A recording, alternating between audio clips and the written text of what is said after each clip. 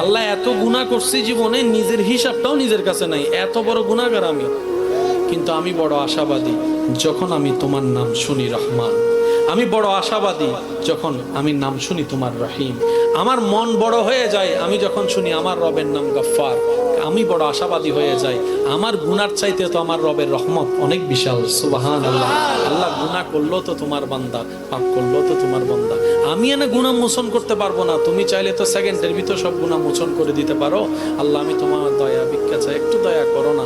তোমার নবী রহমতুল্লিল আলমিনের দিকে তাকাই, একটু দয়া করো না।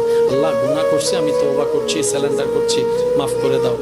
আল্লাহর দরবারে তওবা করতে থাকবেন, একটা তওবা কবুল হয়ে গেলে আপনার জীবন সুন্দর হয়ে যাবে। সুবহানাল্লাহ। এখানের ভিতর কিংবা আমাকে যারা শুনছেন পরবর্তীতে শুনবেন, কেউ যদি এমন থাকেন যে অন্তত শান্তির একটা ঘুমাইতে পারেন, ঘুম হয় আপনার, আমি বলবো যে পৃথিবীর অন্যতম সুখী মানুষের ভিতর আপনি একজন।